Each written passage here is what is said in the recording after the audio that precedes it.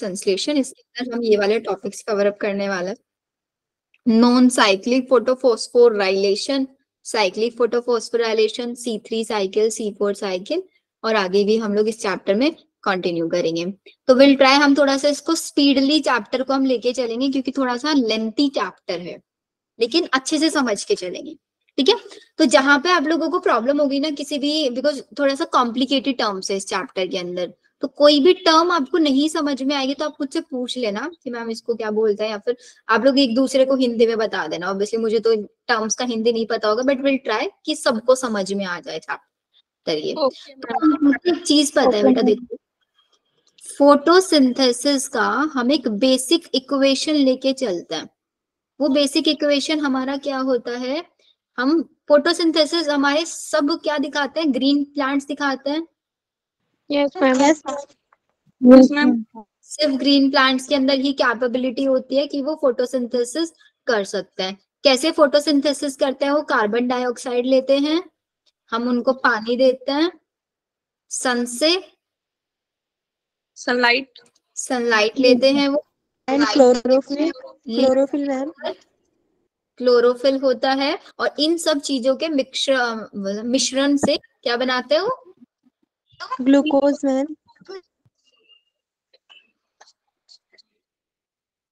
यही होता है ना।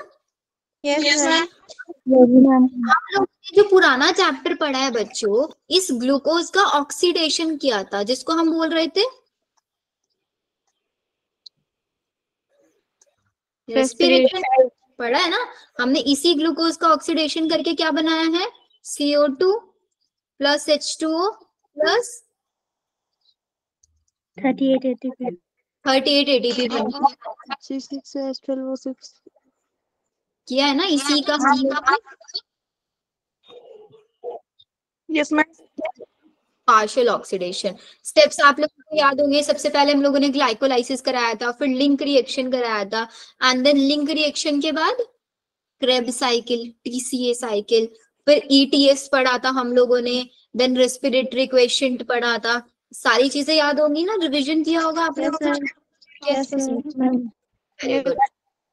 अब ये जो आपको दिख रहा है ना, CO2 प्लस H2O से सनलाइट, क्लोरोफिल से ग्लूकोज बन रहा है, एक सिंगल स्टेप, बहुत इजी सी इक्वेशन दिखते हैं जो हम लोगों ने 9th 8th 7th क्लास में भी इवन हम पढ़ते हैं। लेकिन ये जितना इजी दिख रहा है ना, इतना इजी है नहीं। इसके अंदर बहुत सारे छोटे छोटे स्टेप्स छिपे हुए हैं जो हमको सीखना है, क्योंकि हम लोग अब छोटी क्लासेस में सिर्फ ये इक्वेशन पढ़ते आए थे, अब हम बड़ी क्लास में आए हैं तो हम इसी का डिटेल पढ़ेंगे। तो हम आज ये देखेंगे कि एग्जैक्टली प्लांट फोटोसिंथेसिस करते कैसे हैं। अब मेन चीज आती है कि हम अपने आप को एक ऐसे टाइम में रख के सोचें कि वो एक कौन से साइंटिस्ट होंगे जिन्होंने सबसे पहले बताया होगा कि हाँ भाई फोटोसिंथेसिस हो रहा है, फोटोसिंथेसिस के लिए CO2 ही चाहिए, फोटोसिंथेसिस के लिए पानी ही चाहिए, सनलाइट बहुत जरूरी है, क्लोरोफिल बहुत जरूरी है। तो इसके पीछे बहुत सारे एक्सपेरिमेंट्स हुए होंगे ना इन चीजों को पता लगाने के लिए। यस तो हमको सबसे पहले उन एक्सपेरिमेंट्स के बारे में देखना है कि कौन कौन से साइंटिस्ट आए थे जिन्होंने ये एक्सपेरिमेंट्स करके हमको बताया था कि फोटोसिंथेसिस में हमको ये चीजें चाहिए। ठीक है, अब एक्सपेरिमेंट वाला पार्ट आपको मैं ज्यादा डिटेल में नहीं कराऊंगी, ठीक है, सिर्फ ऐसे ही समझा रही हूँ चीजें, इनके मैं आप लोगों को नोट शेयर कर दूंगी, आप लोग नोट से पढ़ लेना। सबसे पहले हमारे पास हमको पता लगाना है कि जो CO2 है, ये CO2 क्यों इतना ज्यादा इंपॉर्टेंट है। क्या बिना CO2 के फोटोसिंथेसिस हो सकती है? नहीं हो सकती। तो हम CO2 बहुत ज्यादा जरूरी है, इसको हम लोगों ने पता है कैसे पता लगाया। हम लोगों ने एक पोर्ट लिया, बहुत छोटा सा बना के दिखा रही हूँ अभी। Good evening ma'am. Good evening बेटा, ये मेरे पास एक पोर्ट है। हमने क्या किया ना, इसकी एक लीफ को लिया और एक सॉल्यूशन में डिप कर दिया, ऐसे हाफ पार्ट लीफ का दिख रहा है ना। ये एक बीकर, केमिस्ट्री लैब में देखोगे ना beaker. Yes ma'am. Yes ma'am. इस बीकर के अंदर पता है मैंने क्या डाल दिया, बीकर के अंदर मैंने सॉल्यूशन डाल दिया KOH का। KOH मतलब पोटेशियम हाइड्रोक्साइड ना। Yes ma'am. साइड का सोल्यूशन मैंने इसके अंदर ऐड कर दिया और इसको मैंने आराम से धूप में रख के छोड़ दिया। और फिर मैंने देखा कुछ टाइम बाद इस लीफ को निकाल के, इसकी जो लीफ है ना, ये इस लीफ को पकड़ा और लीफ को एक आयोडीन सोल्यूशन में डिप कर दिया। कैसे सोल्यूशन में? Iodine. आयोडीन सॉल्यूशन में। आयोडीन सोल्यूशन में डिप किया। किसको? हमने इस लीफ को। अब इस लीफ के अंदर मेरे पार्ट था वो तो ब्लू हो गया, लीफ का ऊपर वाला पार्ट ब्लू हो गया और नीचे वाला पार्ट एज इट इज रहा। इससे हमको क्या पता चला? देखो बहुत ध्यान से समझना, अच्छे से नहीं सुनोगे समझ में नहीं आएगा। लीफ का वो पार्ट जो कि KOH के सॉल्यूशन में डिप था, उस पार्ट में कोई चेंज नहीं आया आयोडीन सॉल्यूशन में डालने के बाद। लीफ का वो पार्ट जो सॉल्यूशन के अंदर नहीं था, वो पार्ट ब्लू ब्लैक बन गया, ब्लू ब्लैक कलर उसने शो किया। ब्लू ब्लैक कलर कब आता है? जो ये आयोडीन सॉल्यूशन टेस्ट है, this is iodine solution test. ये आयोडीन सॉल्यूशन टेस्ट क्या करता है? ये डिटेक्ट करता है किसको? इट डिटेक्ट स्टार्च को। Starch is the stored form है ग्लूकोज का। Yes. ग्लूकोज का ये एक स्टोर्ड फॉर्म है। तो इसका मतलब जो हमारा लीफ है, लीफ का वो पार्ट जो कि बीकर के अंदर डिप था, सोल्यूशन में डिप था, उस पार्ट में स्टार्च नहीं बना, इसीलिए वो ब्लू ब्लैक कलर में नहीं हुआ चेंज। लेकिन जो ऊपर वाला पार्ट था जिसको सनलाइट में था, जो बीकर के अंदर हमने सोल्यूशन KOH सोल्यूशन में नहीं डाला हुआ था, उसमें स्टार्च बन गया। तो हमको क्या समझ आ रहा है यहां से? ये जो लीफ का आधा पार्ट है, लीफ का जो हाफ पार्ट है, उस हाफ पार्ट को कुछ चीज नहीं मिला जो कि जरूरी था किसके लिए? फूड बनवाने के लिए। Ma'am, और वो क्या? CO2 नहीं मिला। CO2. क्यों? हाँ, KOH है ना, KOH क्या करता है? CO2 एब्जॉर्ब करता है। ऑफ CO2 है। हमने क्या किया ना, जो ये लीफ का हाफ पार्ट है, इसको हमने बीकर में डिप किया ना, तो ये KOH क्या कर रहा था? सारा CO2 को एब्जॉर्ब कर ले रहा था, लीफ को यूज ही नहीं करने दे रहा था CO2। और जब हमारा लीफ का वो पार्ट CO2 यूज नहीं कर पाया, तो फोटोसिंथेसिस नहीं कर पाया। जबकि लीफ का आधा पार्ट CO2 मिल रहा था उसको अच्छे से, वो फोटोसिंथेसिस करके उसने स्टार्च बनवा लिया। तो इससे हमें पता चलता है ना कि अगर CO2 हम नहीं देंगे प्लांट को, तो फोटोसिंथेसिस नहीं हो सकता। Yes, ma'am. Yes ma'am. यहाँ से हमारे पास प्रूफ हो गया है ना कि CO2 is very essential for the process of photosynthesis. Yes Yes, ma'am. तो बहुत जरूरी है फोटोसिंथेसिस के लिए। Yes, ma'am. अब नेक्स्ट चीज हम पता लगाते हैं, ये जो हमारा क्लोरोफिल है, कि क्या बिना क्लोरोफिल के भी हम फोटोसिंथेसिस करा सकते हैं? No ma'am. No, ma'am. नहीं करा सकते। क्लोरोफिल के बिना हम लोग फोटोसिंथेसिस नहीं करा सकते। ऐसे ही हम सनलाइट है, लीफ लो, एक प्लांट का एक लीफ लो और उस लीफ के हाफ लीफ के ऊपर फॉइल लगा दो, उसको किसी पेपर से कवर कर दो, उसके ऊपर सनलाइट आने ही मत दो, और कुछ टाइम बाद उसको हटा के उसको आयोडीन सोल्यूशन में डिप करके देखो, अगर ब्लू ब्लैक कलर उसने शो किया तो मतलब उसने फूड बनाया, और ब्लू ब्लैक कलर शो नहीं किया तो मतलब फूड नहीं बनाया। तो आप देखोगे लीफ का जो आधा पार्ट है, जो इसको आपने कवर किया हुआ था, जिसके ऊपर सनलाइट नहीं जा रहा था, वहां पे कोई स्टार्च बनेगा ही नहीं। तो इसका मतलब इससे हमें पता चला कि हमारे फोटोसिंथेसिस में हमको CO2, सनलाइट, क्लोरोफिल, वाटर, हर चीज जरूरी है। कोई भी एक चीज हम हटा देंगे तो हमारा फोटोसिंथेसिस नहीं हो सकता। पहली चीज अब हमको ये पता चल गई कि हमको क्या क्या चीजें चाहिए फोटोसिंथेसिस कराने के लिए। अब नेक्स्ट चीज आती है हमारे साइंटिस्ट का नेम हम लोग कैसे रखेंगे। तो ध्यान रखना, नेक्स्ट चीज तो सबसे पहले साइंटिस्ट। हमारे साइंटिस्टों ने कुछ एक्सपेरिमेंट्स कराए जिनको हम नाम दे देते हैं अर्ली एक्सपेरिमेंट्स। समझ आ रहा है ना सबको? Yes ma'am. Yes ma'am.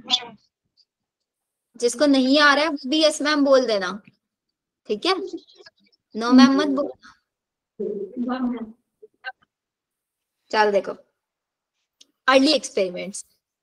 पहला एक्सपेरिमेंट जो था, सबसे पहला P4 पहला और P4 Presley, Play, ma'am. Play. Joseph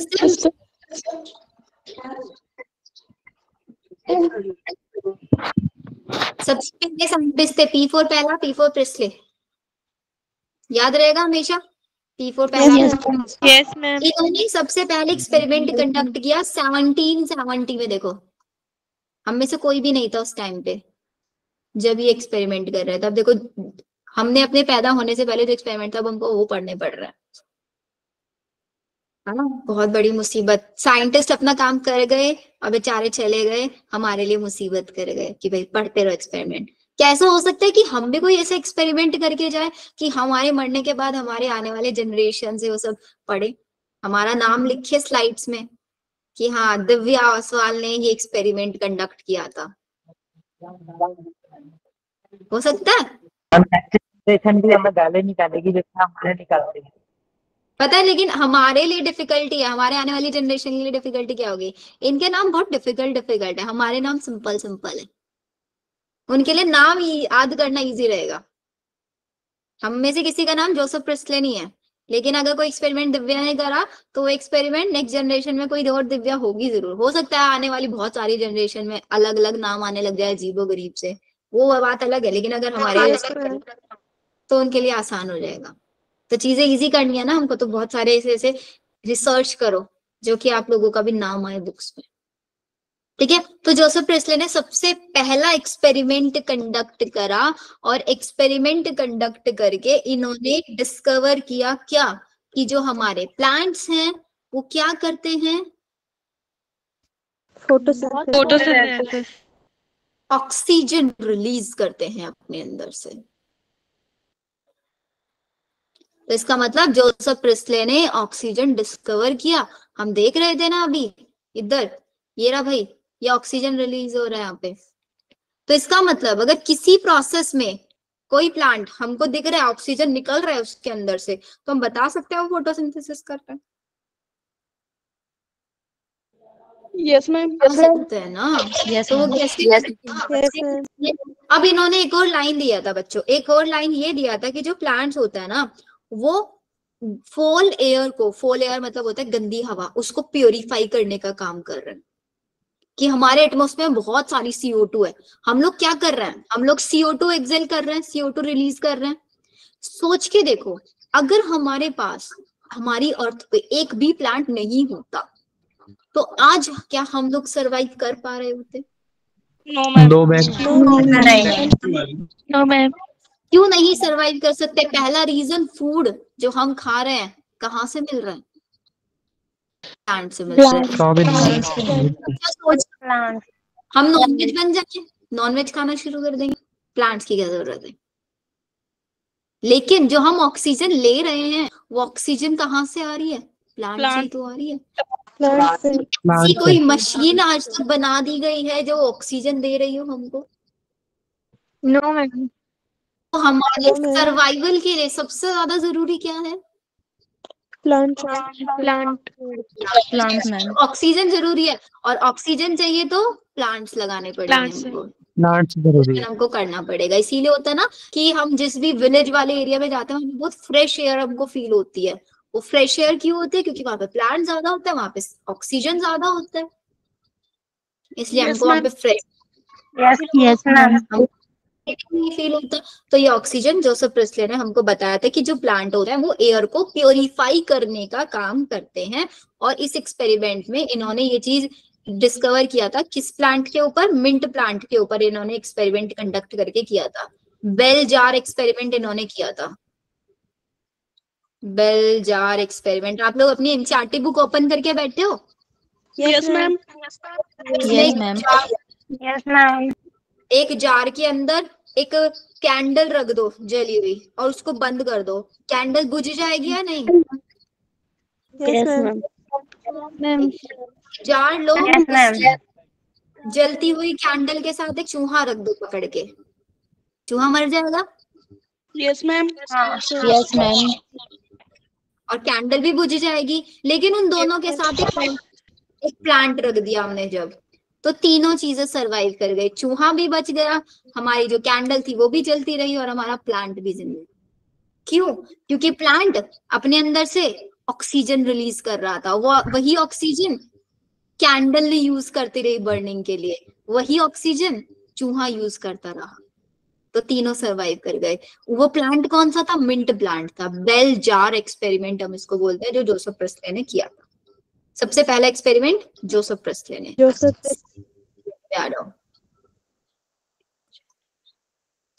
second experiment है हमारे पास जेन इंजन हाउस एक्सपेरिमेंट। ये एक्सपेरिमेंट कब किया गया था? 1779 में एक्सपेरिमेंट ये किया गया था। इस एक्सपेरिमेंट में कौन सा प्लांट यूज किया गया?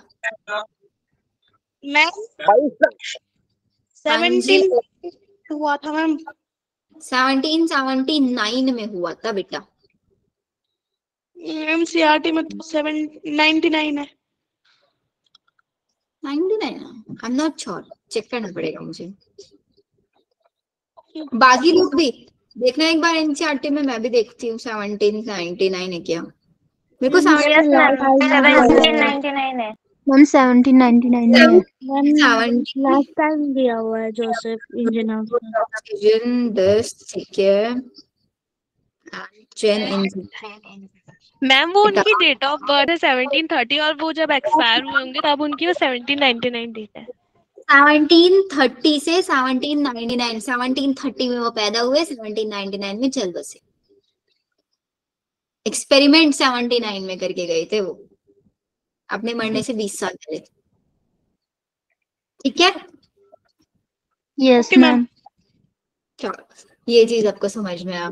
एक्सपेरिमेंट कब हुआ था मैं वो चीज बता रही हूँ। जोसेफ प्रेस्ले ने 1770 में एक्सपेरिमेंट किया था, और ऑक्सीजन रिलीज होता ना, इस चीज को बताने में इनको 4 साल लग गए थे पूरे। 1774 में इन्होंने देखा था ऑक्सीजन रिलीज होता हुआ, और फिर 1779 में इंजन हाउस ने एक्सपेरिमेंट किया था। इंजन हाउस ने एक प्लांट यूज किया। कौन सा प्लांट? Hydrilla plant. ये हाइड्रीला प्लांट कैसा प्लांट है? एक्वेटिक, जलीय प्लांट है, जो पानी में रहता है। तो इन्होंने क्या करा ना, अब ध्यान से समझना, इस प्लांट को सनलाइट की प्रेजेंस में, विद सनलाइट, इसमें रख दिया, वाटर में रख दिया, और एक बार इन्होंने इस प्लांट को, मतलब क्या किया ना, इन्होंने प्लांट को लिया और दिन के समय में ले जाके पानी में लगा दिया, छोड़ दिया। फिर एक और एक्सपेरिमेंट किया, रात के समय में गए, जब सनलाइट नहीं होता, पानी में लगा दिया, विदाउट लाइट इन वाटर। और दोनों में इन्होंने डिफरेंस पता किया कि देखते चलो इन दोनों में फर्क क्या पड़ रहा है, लाइट और बिना लाइट के। तो इन्होंने देखा कि भाई जब लाइट है और पानी भी है, तो तब पानी के अंदर ना छोटे छोटे बबल्स निकल रहे हैं। वो बबल्स किसके होंगे? ऑब्वियसली ऑक्सीजन के बबल्स होंगे वो। Yes ma'am. और जब ये हमारे, इन्होंने बिना लाइट के देखा वाटर में, तो इन्होंने देखा कोई बबल्स नहीं आ रहा है। तो इससे हमको क्या पता चल रहा है कि सनलाइट बहुत जरूरी है। Yes ma'am. Yes ma'am. Yes ma'am. Sunlight जरूरी है, और हमको ये भी पता चल रहा है कि अगर सनलाइट है तो फोटोसिंथेसिस होगा, और अगर फोटोसिंथेसिस हो रहा है तो ऑक्सीजन भी निकलेगा। Yes ma'am. बस यस मैम। ओके, तो 2 एक्सपेरिमेंट समझ में आए? Yes ma'am. Yes ma'am. Yes ma'am. Second experiment जो जेन इंजन हाउस ने किया। देन वी हैव हमारे पास थर्ड साइंटिस्ट, जिनका नाम था जूलियस वॉन सेक। तो सेक से याद रखना, SACH। और इन्होंने क्या डिस्कवर किया था? स्टार्च को। इन्होंने बोला था कि जो प्लांट्स है ना, वो अपना फूड बनाते हैं ग्लूकोज की फॉर्म में, और उसको स्टोर रखते हैं किसकी फॉर्म में? स्टार्च की। में। ये हमारे किसने बताया था? जूलियस वॉन सेक ने बताया था। फिर हमारे पास नेक्स्ट साइंटिस्ट आए थे, C. वेन नील। अब इन साइंटिस्ट का एक्सपेरिमेंट थोड़ा सा कॉम्प्लिकेटेड है, समझ लेना। इन्होंने क्या किया ना, इन्होंने कुछ बैक्टीरियाज यूज किए। बैक्टीरिया पता है ना कौन से किंगडम में आता है बैक्टीरिया? कौन से किंगडम में? मोनेरा है ना, मोनेरा का सोल मेंबर है। Yes ma'am. ठीक है, इन साइंटिस्ट ने हमको ये बताया कि भाई देखो, वापस आओ एक बार, ये जो ऑक्सीजन रिलीज हो रहा है ना, अब ऑक्सीजन ये कहाँ से आ रहा है? CO2 का ऑक्सीजन है या वाटर का ऑक्सीजन है? दोनों के पास ऑक्सीजन है। Yes ma'am. Yes ma'am. Yes ma'am. Water से आ रहा है, ये भी तो हमको पता होना चाहिए। Yes ma'am. Yes ma'am. तो इनको ये पता लगाया, किन्होंने? नील साइंटिस्ट ने।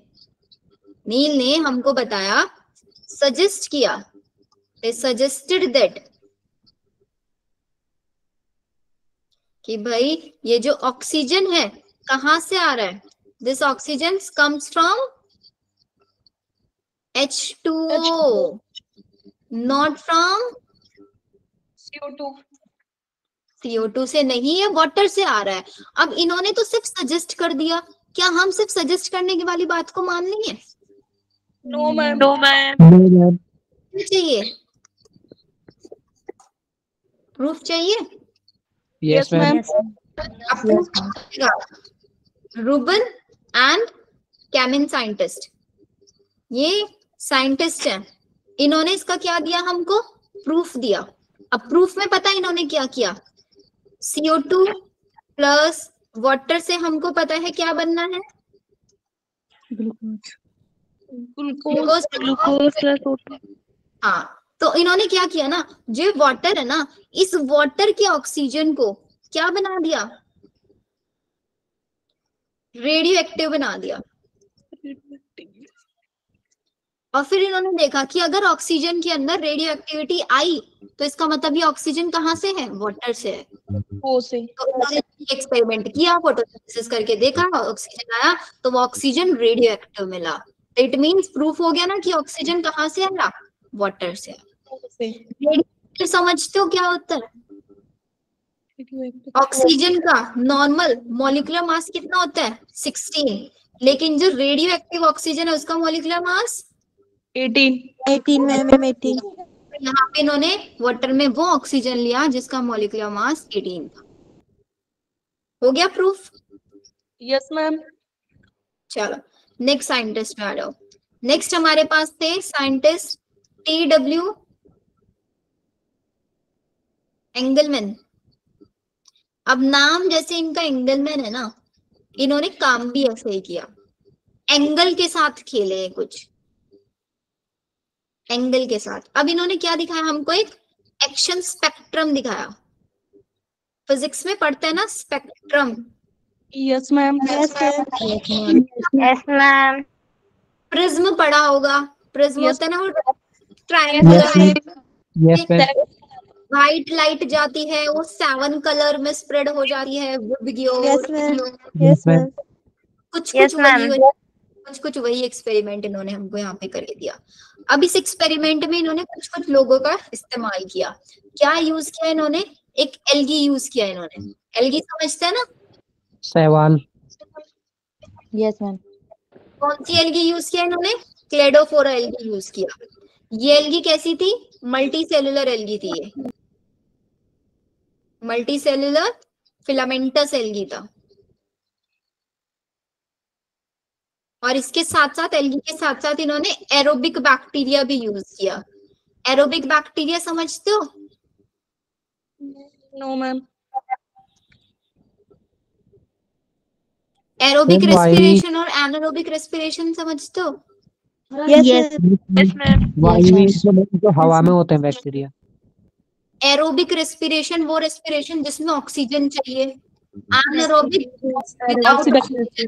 एरोबिक बैक्टीरिया वो बैक्टीरिया है जो सरवाइव करेंगे कहाँ पे? Only in oxygen. आया समझ में? ऑक्सीजन में सरवाइव करेंगे, एरोबिक बैक्टीरिया है। तो अब इन्होंने क्या किया? वही प्रिज्म लिया, व्हाइट लाइट पास कराया। ये व्हाइट लाइट 7 अलग अलग कलर में डिवाइड हो जाएगा। Yes ma'am. Yes ma'am. कौन कौन सा? Give. Violet. Violet, indigo, Blue, green, yellow, orange and red. Orange red. ठीक है। अब इन्होंने क्या किया, यहाँ पे कैसे छोटा सा कंटेनर लगा दिया, इस कंटेनर के अंदर इन्होंने एल्गी भर दिया,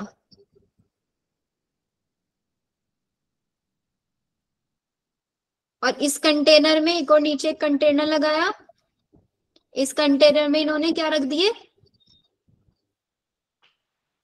Aerobic bacteria. एरोबिक बैक्टीरिया में ये रख दिए।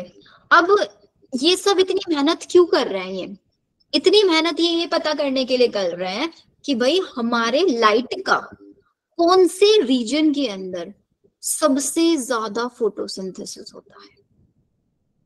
तो इन्होंने पता लगाया कि जो हमारा रेड और ये ब्लू रीजन है ना, इसमें सबसे ज्यादा फोटोसिंथेसिस होता है। कैसे फोटोसिंथेसिस सबसे ज्यादा, वो कैसे पता चला इनको, सोच के देखो। भाई एल्गी है, लाइट मिल रही है तो ऑब्वियसली फोटोसिंथेसिस करेगा, Yes, ma'am.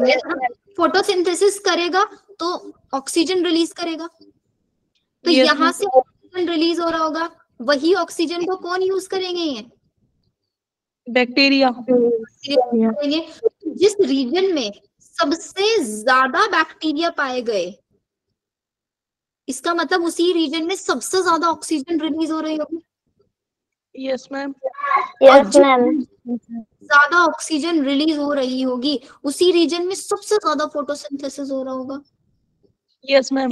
Yes, ma'am. हाँ, कि जो ब्लू रीजन है और जो रेड रीजन है उसमें सबसे ज्यादा बैक्टीरिया ग्रो कर रहे हैं। तो इससे इनको क्या पता चल गया, मैक्सिमम फोटोसिंथेसिस किधर हो रहा है, blue and red. Red region के अंदर हो रहा है, और सबसे मिनिमम, सबसे कम किसके अंदर हो रहा है, सबसे कम हमारा ग्रीन रीजन में हो रहा है ना। एक्सपेरिमेंट अच्छा है इनका। Yes Yes, ma'am. ma'am. बताओ यहाँ पे कोई डिफिकल्टी एक्सपेरिमेंट में नो मैम। नहीं है। चलो स्टार्टिंग से रिवाइज करते हैं। सबसे पहला एक्सपेरिमेंट प्रिस्ले ने किया, जिन्होंने ऑक्सीजन बताया हमको। 1770 में एक्सपेरिमेंट किया, 1774 में ऑक्सीजन डिस्कवर करके दे दिया। फिर वो ऑक्सीजन रिलीज होने के लिए लाइट चाहिए ही चाहिए। प्रेजेंस ऑफ सनलाइट को इंजन हाउस ने बताया। इंजन में लाइट निकलती है ना, इंजन हाउस। तो Yes, उन्होंने ऑफ सनलाइट बताया 1779 में हाइड्रिला प्लांट के थ्रू। फिर जूलियस वॉन सैक आए, S for Sachs, S for starch, जिन्होंने स्टार्च का यूज हमको बताया। फिर हमारे नील साइंटिस्ट आए। नील साइंटिस्ट ने क्या बताया कि भाई ये जो ऑक्सीजन है ना, कहाँ से आता है, वाटर से आता है, रेडियो एक्टिव आइसोटोप के थ्रू उन्होंने प्रूफ करके हमको बता दिया।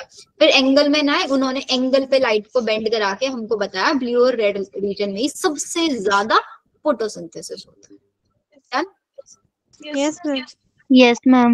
इसका मतलब अब हमारे सारे एक्सपेरिमेंट वगैरह वगैरह सब कुछ हो गए। हमको पता चल गया कि हाँ भाई फोटोसिंथेसिस कराने के लिए मेरे को CO2 चाहिए, वाटर चाहिए, उससे मेरे पास ग्लूकोज बन के आएगा और ऑक्सीजन बन के आएगा। मेरे को सनलाइट भी चाहिएगा, मेरे को क्लोरोफिल भी चाहिएगा। अब मेरे माइंड में क्वेश्चन ये चल रहा है कि क्लोरोफिल क्या चीज होती है,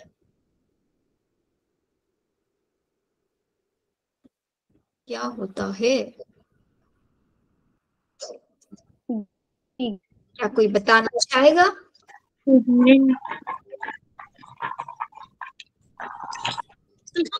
आता है क्लोरोफिल? क्या हमारी बॉडी में क्लोरोफिल है? No ma'am. No ma'am. नहीं है हमारी बॉडी। सिर्फ और सिर्फ किसके अंदर पाया जाता है? प्लांट्स में। प्लांट्स में। Plants. एल्गी में भी तो मिलता है। Yes, ma'am. Yes ma'am, algae में। Yes, ma'am. Plant, green plant और एल्गी के अंदर एक स्पेशल सेल ऑर्गेनेली है जिसको हम बोलते हैं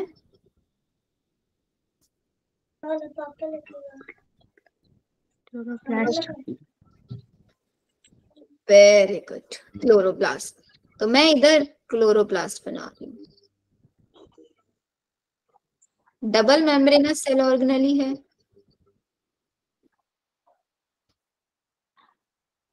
बना लेती हूँ मैं पहले, फिर लेबलिंग बताती हूँ आपको।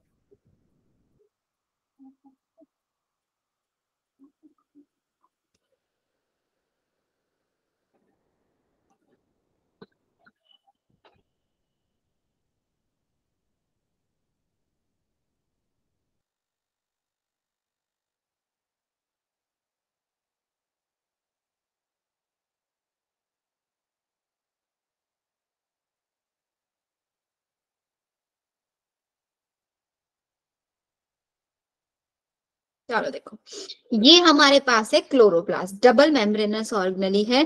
ये हमारी इसकी आउटर मेम्ब्रेन, ये हमारा इनर मेम्ब्रेन। तो अंदर वाला पूरा पार्ट होता है ना, इसको हम बोलते हैं स्टोमा। स्ट्रोमा। ऐसा होता है ना, जैसे कॉइन्स होता है ना, सिक्के, सिक्के को ऐसे लाइन में लगा दो, बिल्कुल ऐसे दिख रहे हैं ये। तो ये जो पूरा सिक्के की एक पूरा स्टॉक है ना, इसको हम बोलते हैं आपका ग्रेना। ग्रेना का जो ये एक सिक्का है, इसको हम बोलते हैं थाइलाकोइड। थाइलाकोइड। दो ग्रेना को आपस में एक ब्रिज कनेक्ट कर रहा है ना ये, yes ma'am. Stromal thylakoid.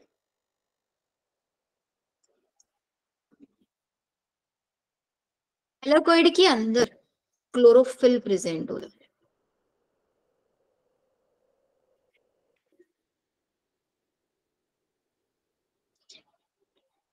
Chloroplast के अंदर राइबोसोम्स भी होता है। कौन से राइबोसोम होता है, 70s या फिर 80s? 70s राइबोसोम होते हैं इनके अंदर। इनके पास खुद का डीएनए भी होता है। कैसा डीएनए होता है? डबल स्ट्रैंडेड डीएनए होता है इनके पास। बताओ, यहां तक लेबलिंग में कोई प्रॉब्लम? No ma'am. स्ट्रोमा है, इस स्ट्रोमा के अंदर होती है डार्क रिएक्शन।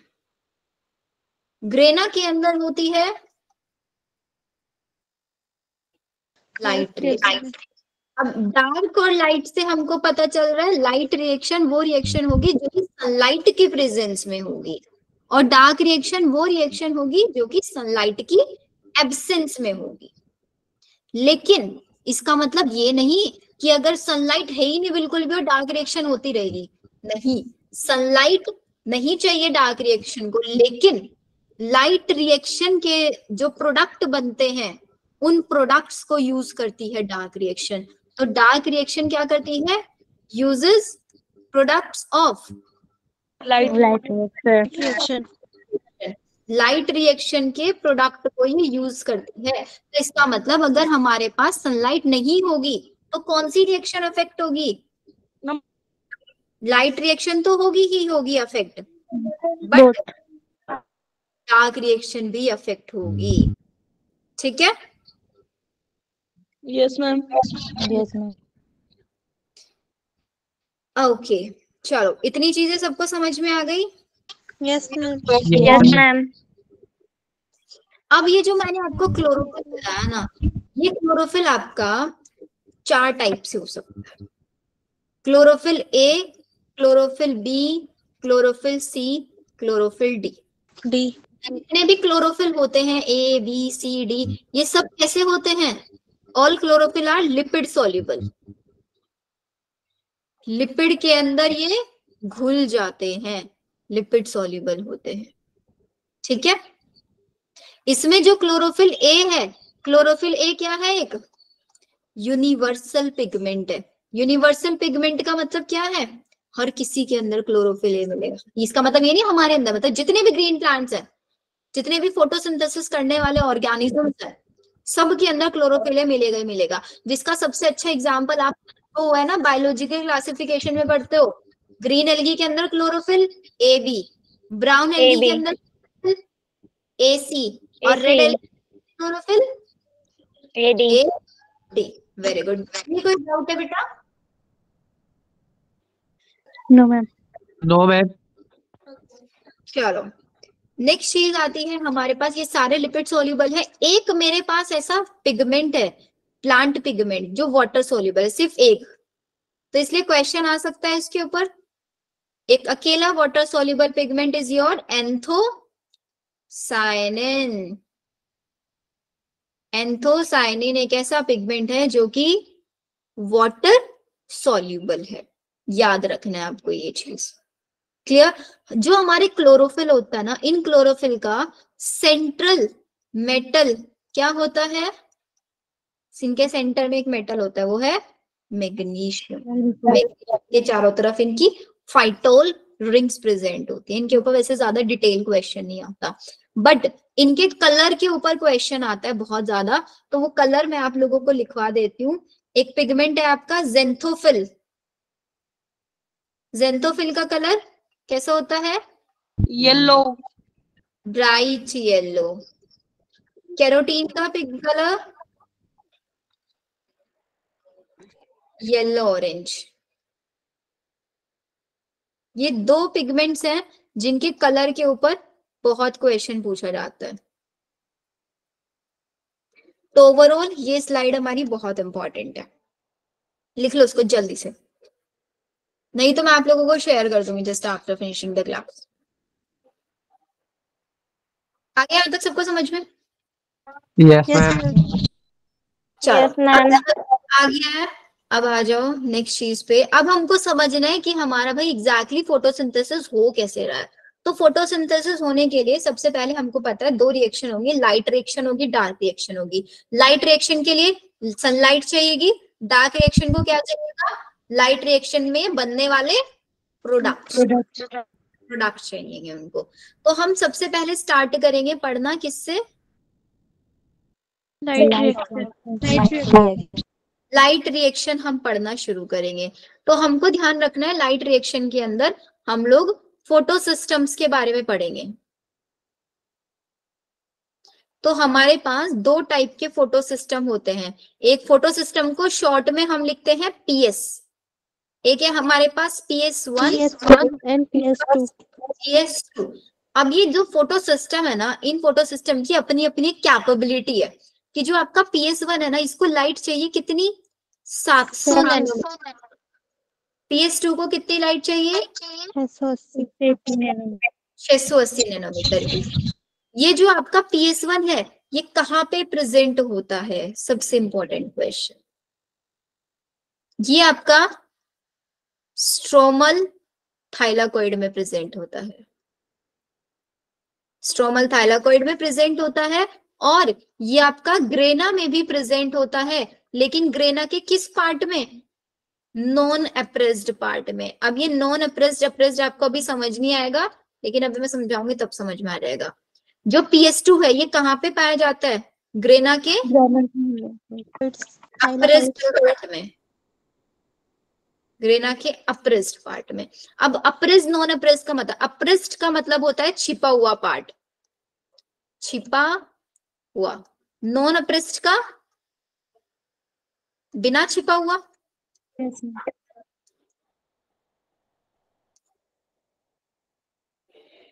अब कैसे समझना है?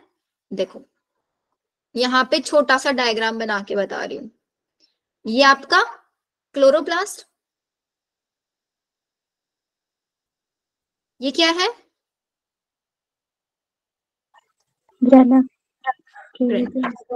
बाहर क्या है? स्ट्रोमा।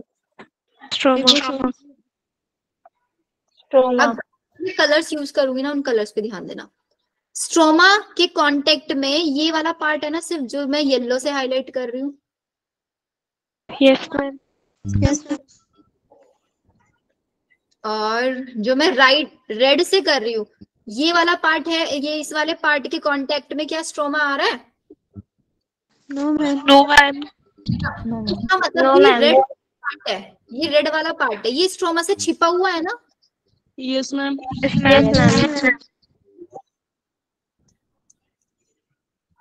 Apprised part. और जो येलो वाला पार्ट है ये Non-oppressed.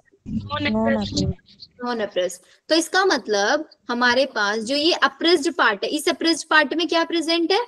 PS2 प्रेजेंट है यस मैम। इसमें, अप्रेस्ड वाले पार्ट में। और नॉन अप्रेस्ड वाले पार्ट में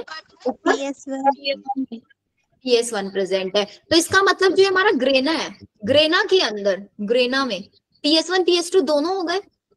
यस मैम। Yes ma'am. अब ये हमारे पास जो स्ट्रोमल थाइलाकॉइड है, ये तो स्ट्रोमा के कांटेक्ट में है ही पूरा।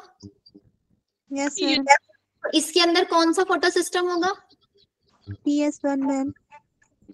सिर्फ PS, ये ध्यान रखना, ठीक है। Yes ma'am. हमारे इसका वो पार्ट जो स्ट्रोमा के डायरेक्ट टच में है, उसके अंदर PS1 होगा, और जो डायरेक्ट टच में नहीं है, सिर्फ वहीं पे PS2 पाया जाएगा। क्लियर? Yes ma'am. चीजें आगे काम आएंगे इनके ऊपर बहुत अच्छे से। अगर नहीं समझ में आ रहा है अभी पूछ लेना। चलो फिर, अगर समझ में आ गया है, अब हम स्टार्ट करते हैं हमारी पहली reaction, which is your non cyclic photo phosphorylation. अब ये नाम समझना पहले। नॉन साइक्लिक का मतलब है कि यहाँ पे साइकिल नहीं है कोई भी,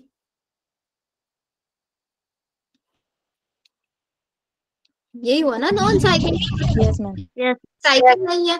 फोटो फोस्फोराइलेशन का मतलब क्या है? Photo means light.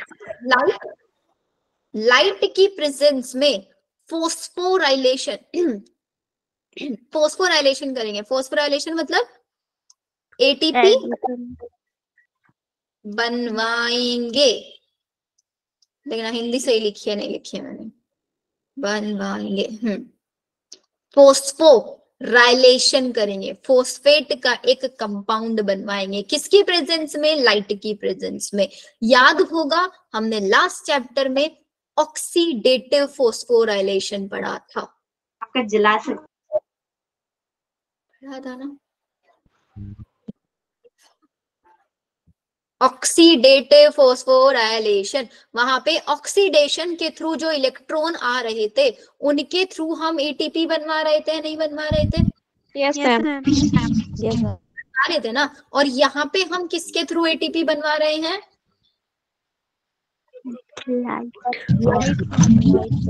तो तभी हम इस प्रोसेस को क्या बोल रहे हैं? Photo phosphorylation. ये प्रोसेस, इस प्रोसेस को ही हम जेड स्कीम भी बोल देते हैं। जेड स्कीम क्यों बोलते हैं? जब साइकिल बनाएंगे तब समझ में आ जाएगा। ये प्रोसेस कहाँ चल रहा है?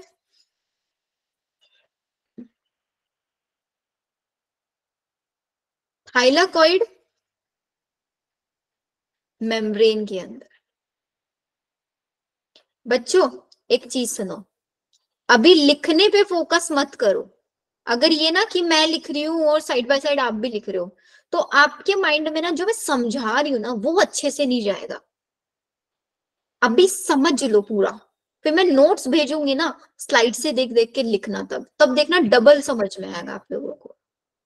तो अभी लिखने पे फोकस मत रखो, क्योंकि लिखते टाइम आप मैं जो बोल रही हूँ चीजें वो इग्नोर कर जाओगे।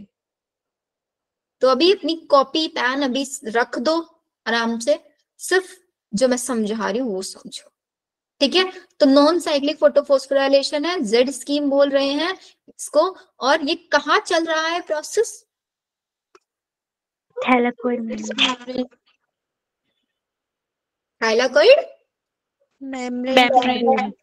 के अंदर चल रहा है। थाइलाकॉइड मेम्ब्रेन समझते हो ना? देखो वो जरा डायग्राम में आ जाओ। ये हमारा एक थाइलाकॉइड है, इस थाइलाकॉइड के अंदर ऐसे मेम्ब्रेन है। तो यहाँ पे चल रहा है, ये जहां पे मैं इसको फिल कर रही हूँ ना ऐसे, इधर ये प्रोसेस चल रहा है। चलो अब देखो क्या होगा, बिल्कुल ध्यान से समझ, शांति से। हमारे पास सूरज है, ये देखो सुंदर सा हमने सूरज बना दिया। इनका काम क्या है? लाइट लाइट देना, सनलाइट सनलाइट देना। अब इन्होंने सन से लाइट आई, हमारा जो लीफ है, पत्तियां हैं, पत्तियों के अंदर है क्लोरोप्लास्ट। उन लाइट आई, लीफ के ऊपर गिरी, लीफ से क्लोरोप्लास्ट तक गई, क्लोरोप्लास्ट के अंदर थाइलाकोइड में गई, थाइलाकोइड के अंदर मेम्ब्रेन में गई, थाइलाकोइड मेम्ब्रेन के अंदर बैठा था क्या, चिपके, PS2। जैसे ही देखा कि उसको लाइट मिली, कितने नैनोमीटर की लाइट चाहिए उसको, 680 680 नैनोमीटर की लाइट चाहिए। अब पता है डायरेक्ट लाइट नहीं आती इसके ऊपर, इसके आसपास ना इसके सिपाही बैठे रहते हैं, इसके आसपास इसके ऐसे सिपाही रहते हैं। इन सिपाहियों को हम बोलते हैं क्या, एक्सेसरी पिगमेंट।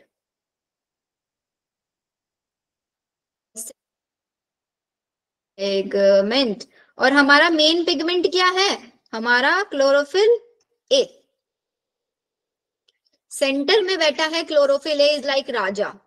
ठीक है, तो लाइट आ रही है, पहले उसके सिपाही के पास आएगी लाइट, सिपाही चेक करेगा लाइट को कि लाइट कहीं बहुत ज्यादा तो नहीं आ रही है, बहुत ज्यादा लाइट आ रही है ना तो उसको कम करेगा, क्योंकि राजा को कितनी लाइट चाहिए, सिर्फ 680। तो ये क्या करेगा, बाहर से लाइट आ रही है, इस लाइट को धीरे धीरे करके ट्रांसफर करेगा किसको, क्लोरोफिल PS2 में क्लोरोफिल ए को, जिसको लाइट सिर्फ 680 नैनोमीटर। जैसे ही इसको लाइट मिली, ये क्या करेगा, इसके अंदर वाटर था, उस वाटर को स्प्लिट कर देगा, तोड़ देगा, वाटर टूट के क्या मिलेगा मेरे को, H पॉजिटिव मिलेंगे, ऑक्सीजन मिलेगा और 2 इलेक्ट्रॉन्स मिलेंगे। इस बोलते हैं, this is known as photolysis of water. क्या बोलते हैं, फोटो मतलब लाइट की प्रेजेंस में, लाइसिस का मतलब तो समझते ना, टूटना, फोटो लाइट की प्रेजेंस में पानी का टूटना। और ये टूटना किसकी हेल्प से होता है, यहाँ पे हेल्प करता है हमारा मैग्नीज आयन। बच्चों ये जो मैग्नीज आयन है ना, इतना इंपॉर्टेंट है कि यहां से ना 100% क्वेश्चन आएगा, 100%। अब 100% में किसी भी चीज को ऐसे ही नहीं बोल रही हूँ, हर बार ये क्वेश्चन आता है, हर बार। सिंपली क्वेश्चन पूछेंगे, वाटर की स्प्लिटिंग कराने के लिए, वाटर को तोड़ने के लिए कौन सा आयन रिस्पॉन्सिबल होता है, फोटोलाइसिस है मैग्नीज। ठीक है, ये हो जाएगा। तो अब ये ऑक्सीजन और H पॉजिटिव का क्या करेंगे वो आगे समझाऊंगी, अभी सिर्फ इन इलेक्ट्रॉन को ले लेगा, ये इस इलेक्ट्रॉन को लेगा और आगे शिफ्ट कर देगा। यहाँ पे मेरे पास बैठा होगा एक प्राइमरी इलेक्ट्रॉन एक्सेप्टर, जिसको हम शॉर्ट में PEA बोल सकते हैं। Yes ma'am. Primary electron acceptor, इसने अपने 2 इलेक्ट्रॉन्स को ऊपर इजेक्ट किया। प्राइमरी इलेक्ट्रॉन एक्सेप्टर PS2 के लिए कौन होता है, फियोफाइटिन। मैंने बोला था नाम बहुत अजीबोगरीब मिलेंगे, क्या है, फियोफाइटिन। ठीक है, अब ये फियोफाइटिन इन इलेक्ट्रॉन को आगे ट्रांसफर करेगा, मतलब ये एक दूसरे को ट्रांसफर करते चले जाएंगे। इसको देगा ये इलेक्ट्रॉन, प्लास्टोक्विनोन को देगा। प्लास्टोक्विनोन को शॉर्ट में हम PQ लिखते हैं। फिर ये PQ आगे इलेक्ट्रॉन देगा किसको, साइटोक्रोम B6F को, वैसे फिर ये आगे देगा इलेक्ट्रॉन, इलेक्ट्रॉन का शिफ्टिंग चले जा रहा है, ये देगा प्लास्टो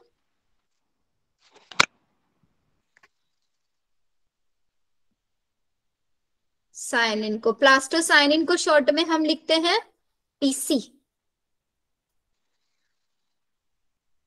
इलेक्ट्रॉन आगे दिए किसको, अब हमको पता है थाइलाकोइड मेम्ब्रेन के अंदर कितने फोटो सिस्टम है? 2 फोटो सिस्टम है ना? Yes, ma'am. एक सिस्टम बैठा है यहाँ पे, कौन सा? PS1. PS1 को कितने नैनोमीटर की लाइट चाहिए होती थी? 700 nanometer. 100 नैनोमीटर को। ये क्या करेगा? ये इधर से इलेक्ट्रॉन लेगा और ये इन इलेक्ट्रॉन को अपने पीईए को दे देगा, अपने पर्सनल असिस्टेंट को दे देगा। इनका पर्सनल असिस्टेंट कौन है? Iron sulfur complex. Iron sulphur complex या फिर प्रोटीन, या फिर इसको शॉर्ट में एक और नाम दे देते हैं, क्विनोन। क्विनोन भी हम इसको। अब ये क्विनोन आगे इलेक्ट्रॉन को ट्रांसफर करेगा और आगे इलेक्ट्रॉन को ट्रांसफर करके किसको दे देगा? फेरिडॉक्सिन को दे देगा। ये थाइलाकोइड मेम्ब्रेन रिमूव कर दूं ऊपर से? Yes, ma'am. फेरिडॉक्सिन को दिया। अब ये यहां तक देते देते ना बिल्कुल एंड वाले पॉइंट पे आ गया है। अब ये क्या करेगा ना, इन इलेक्ट्रॉन्स को लेगा और इन इलेक्ट्रॉन्स का यूज करके NADP positive plus electron use करके ये बनवा देगा क्या? NADPH plus H positive. ये यहाँ पे ये बनवा देगा और इस फॉर्मेशन में ये एक एंजाइम यूज करेगा। उस एंजाइम का नाम मेरे को कौन बताएगा? Na क्या हो रहा है? हाइड्रोजन ऐड हो रहा है। Addition of hydrogen is known as reduction. तो और किसका रिडक्शन है? NADP का। तो एंजाइम कौन सा यूज होगा? NADP रिडक्टेज होगा या नहीं होगा?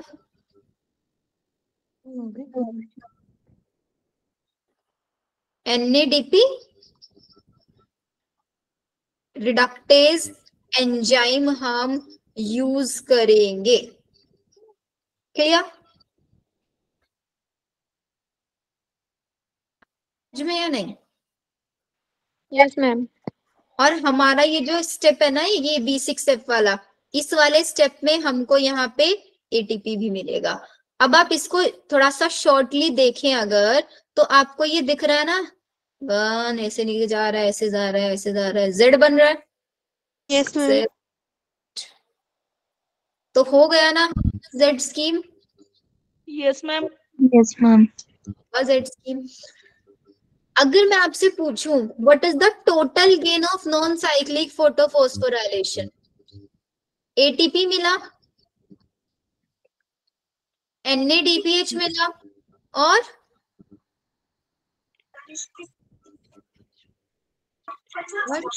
ऑक्सीजन। गेन क्या है? ऑक्सीजन, ATP और NADP. 3 चीज हमको गेन हुआ। किससे? Z स्कीम से। और ये Z स्कीम कहाँ पे चल रहा है?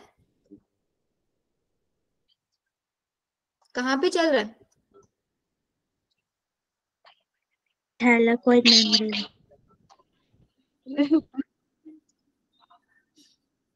डिफिकल्ट लग रहा है ना थोड़ा थोड़ा? Yes, ma'am. Yes, ma'am. Tension मत, याद हो जाएगा बहुत आसानी से। ठीक है। सबसे ज्यादा क्वेश्चन क्या आता है, ध्यान से समझो। PS2 का प्राइमरी इलेक्ट्रॉन एक्सेप्टर कौन है? थियोफाइटन। PS1 का प्राइमरी इलेक्ट्रॉन एक्सेप्टर कौन है? या तो आयरन सल्फर प्रोटीन देंगे ऑप्शन, या फिर क्विनोन देंगे। वाटर स्प्लिटिंग कराने के लिए कौन आयन रिस्पॉन्सिबल होता है?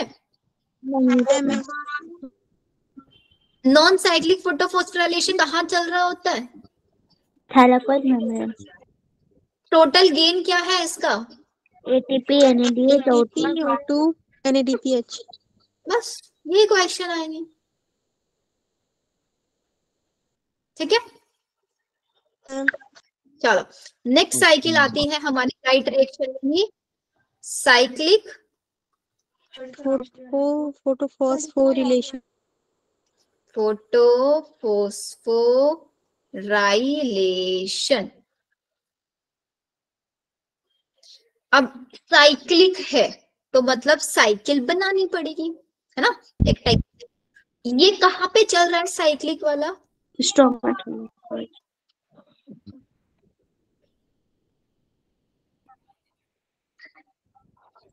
स्ट्रोमल थाइलाकॉइड में चल रहा है। अब हमारे स्ट्रोमल थाइलाकॉइड में तो हमने पढ़ा था सिर्फ और सिर्फ एक फोटो सिस्टम होता है, कौन सा? PS1, PS1, ये अगेन इस PS1 के बाहर इसके सिपाही होंगे जो इसको बचाएंगे एक्स्ट्रा लाइट से। यहाँ पे भी ऐसे ही होगा सेम, सन से लाइट आएगी इसके ऊपर, ये 2 इलेक्ट्रॉन इजेक्ट करेगा। इसका पर्सनल असिस्टेंट कौन है? क्विनोन, क्विनोन है ना, या फिर आयरन सल्फर प्रोटीन। अब ये क्विनोन से इलेक्ट्रॉन लेगा, किसको दे देगा? सबसे पहले किसको दिया था लास्ट साइकिल में? फेरिडॉक्सिन को दिया था ना। yes yes sir, ma'am, तो यहाँ पे भी ये फेरिडॉक्सिन को देगा। फिर फेरिडॉक्सिन इन इलेक्ट्रॉन को किसको देगा? प्लास्टोक्विनोन को देगा। प्लास्टोक्विनोन इन इलेक्ट्रॉन को किसको देगा? साइटो B6F को देगा। फिर ये साइटोक्रोम B6F इलेक्ट्रॉन किसको देगा? प्लास्टो साइनिन को देगा। और फिर ये प्लास्टोसाइनिन वापस इलेक्ट्रॉन किसको दे देगा? PS1, PS। बन गया ना हमारा साइकिल। अब मेरे क्वेश्चन है, देखो लास्ट साइकिल में क्या हो रहा था ना, हमको हर बार वाटर को तोड़ना पड़ रहा था। 2 इलेक्ट्रॉन आएंगे जाएंगे और कौन ले लेगा उन इलेक्ट्रॉन को? एंड में NADP पॉजिटिव ले लेगा। फिर दूसरी बार साइकिल चलेगी, फिर वाटर तोड़वाएंगे, फिर इलेक्ट्रॉन ले लेगा। बार बार वाटर स्प्लिटिंग कराना पड़ रहा था। क्या यहाँ पे हमको बार बार वाटर स्प्लिटिंग कराना पड़ेगा? no no ma'am, ma'am, नहीं कराना। एक ही बार वाटर स्प्लिटिंग करा देंगे, 2 इलेक्ट्रॉन, लाइफ टाइम वही इलेक्ट्रॉन घूमते रहेंगे। तो इसका मतलब यहाँ पे no splitting of water needed, कोई स्प्लिटिंग नहीं है। yes ma'am, इधर एक स्टेप पे ATP निकल जाता है, इधर एक स्टेप पे ATP आ जाता है। तो इनका टोटल गेन क्या है? सिर्फ ATP है ना। yes sir, लेकिन साइक्लिक नॉन साइक्लिक वाले में हमको क्या भी मिल रहा था? ऑक्सीजन भी मिल रहा था, NADPH भी मिल रहा था। यहाँ पे नहीं मिल रहा है। क्लियर? चलो एक बार ना yes ma'am, डिफरेंस देख लेते हैं दोनों में, समझ में आ जाएगा आपको। Non cyclic and cyclic. जल्दी जल्दी से आप लोगों को बताना है, फटाफट समराइज करते हैं। नॉन साइक्लिक किधर चल रहा है? thylakoid membrane, थाइलाकॉइड मेम्ब्रेन में। थाइलाकॉइड मेम्ब्रेन में। साइक्लिक किधर चल रहा है? stroma thylakoid, stromal thylakoid, total gain क्या है इसका? ATP, NADPH and OH, oxygen. Cyclic वाले का क्या है टोटल गेन? ATP। ATP, इधर वाटर स्प्लिटिंग चाहिए हमको, yes sir, yes ma'am, इधर वाटर स्प्लिटिंग नहीं चाहिए, एक बार चाहिए, एब्सेंट है। इधर हमारा NADP रिडक्टेज चाहिए, yes sir, इधर NADP रिडक्टेज एब्सेंट है। और एक और डिफरेंस बता रही थी मैं आपको। हाँ, नॉन साइक्लिक में हमारे पास PS1 एंड PS2 दोनों हैं। yes ma'am, yes sir, हमारे पास सिर्फ PS1, PS1। समझ में आ गया डिफरेंस सबको? yes ma'am, yes ma'am. चलो आ रहा हूँ आगे। अब इमेजिनेशन टाइम। रेडी हो इमेजिन करने के लिए? तो कैसे चल रहा होगा ये क्या है? क्लोरोप्लास्ट, ठीक है। ये क्लोरोप्लास्ट का एक बड़ा सा थाइलाकोइड बना रहे हो समझाने के लिए, ठीक है। बाकी ऐसे छोटे छोटे थाइलाकोइड ऐसे, और ये दो थाइलाकोइड के बीच में और ये हमारे पास इसका मेम्ब्रेन, जहां पे ऐसे जेड स्कीम चल रहा है, ऐसे जेड स्कीम चल रहा है, इधर चल रहा है जेड स्कीम। यहाँ पे इधर वाटर स्प्लिटिंग हो रहा है, इधर इधर ये रहा, यहाँ पे H2 टूट रहा है। तो H2 टूट रहा है, इलेक्ट्रॉन तो इधर घूमते जा रहे हैं, घूम घूम के यहाँ पे आ रहा है। तो यहाँ पे एंड में हमारे पास क्या बन रहा था, NADPH बन रहा था। Yes, ma'am. तो Yes, ये ma'am. रिडक्टेज एंजाइम जो है ना, पता है ये एंजाइम कहाँ पे, अब देखो बिल्कुल आउटर कॉर्नर पे चला गया ना, ये जाता जाता NADP रिडक्टेज एंजाइम है, ये किधर रह रहा है, आउटर मेम्ब्रेन पे थाइलाकोइड की, किधर, स्ट्रोमल साइड में बिल्कुल। Yes, ma'am. Yes, ma'am. अब वाटर स्प्लिटिंग जब हमने कराया था, तो वाटर से हमारे पास H positive plus half O2 plus electron आ रहे थे। आपको याद है जब मैंने आपको ETS पढ़ाया था, ETS इलेक्ट्रॉन ट्रांसपोर्ट सिस्टम, उसमें हमारे पास complex 1, complex 2, complex 3, complex 4, complex 5, 5 complex थे। उसमें जो उस फोर्थ कॉम्प्लेक्स में आपको याद है हाफ O2 और इलेक्ट्रॉन्स मिलके वाटर बनवा रहे थे। Yes, ma'am. तो मैंने आपको बोला था ये ऑक्सीजन यहाँ पे कहाँ से आ रहा है, आगे समझाऊंगी आपको नेक्स्ट चैप्टर में। Yes, ma'am. Yes, ma'am. तो ये वही ऑक्सीजन है, ये ऑक्सीजन यहाँ से निकल के किधर यूज हो रहा है, माइटोकॉन्ड्रिया में यूज हो रहा है। बता ना, oxygen is the final acceptor H positive और इलेक्ट्रॉन का।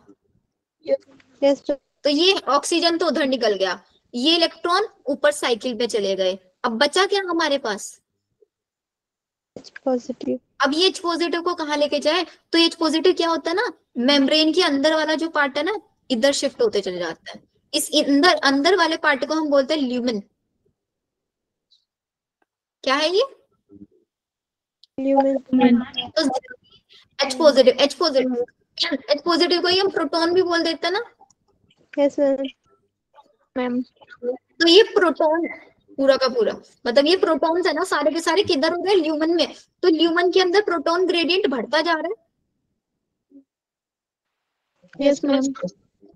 ग्रेडियंट, अब हमने देखा था यहाँ पे इधर बिल्कुल कॉर्नर पे रिएक्शन चली थी, वो NADP पॉजिटिव प्लस इलेक्ट्रॉन और प्लस 2H पॉजिटिव से क्या बना था, NADPH plus H positive.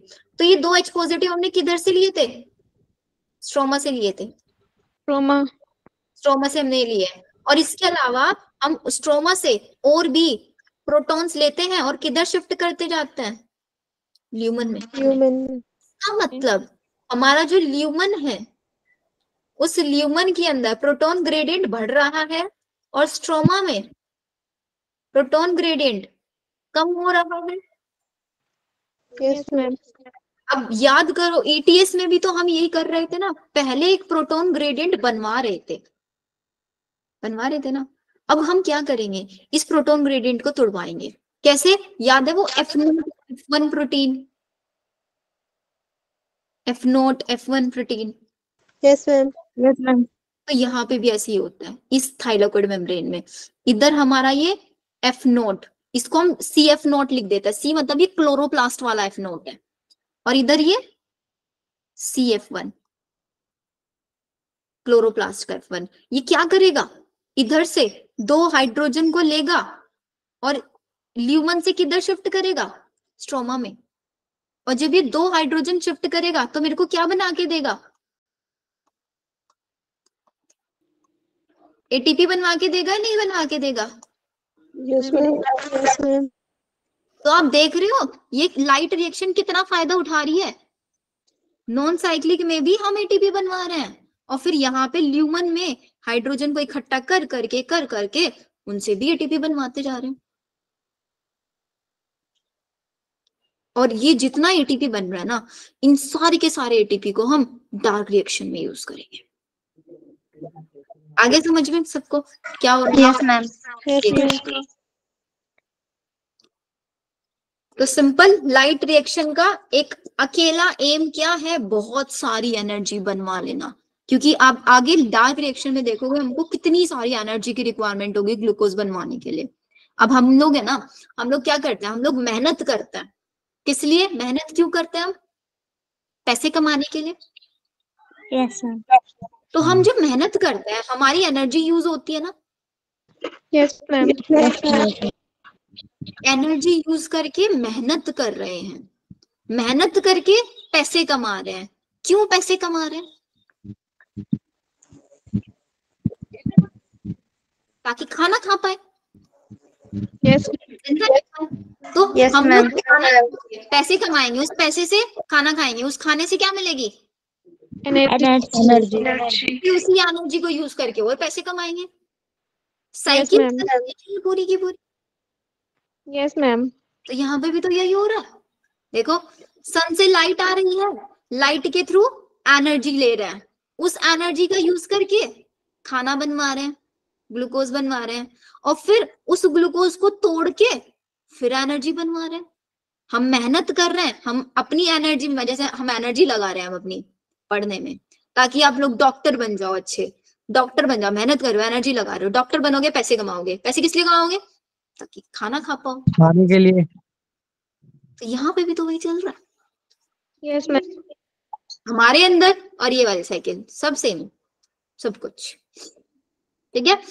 I hope आज के लेक्चर में आप लोगों को चीजें समझ में आई होंगी। आई नो डिफिकल्ट चैप्टर है, तो इसको लाइटली मत लेना। आज समझा दिया है ना, कल भूल जाओगे, और हमारी क्लास तो होगी 2 दिन बाद। तो मेक श्योर इसको आज पढ़ा है, नोट्स बना लेना अच्छे से, और जितना मैंने आज तक पढ़ा दिया आप लोगों को, एनसीईआरटी की लाइन भी मैं आपको बता देती हूँ कि कहाँ तक पढ़ के आना है। इंग्लिश का पीडीएफ है सबके पास एनसीईआरटी का? Yes, ma'am. Yes, ma'am.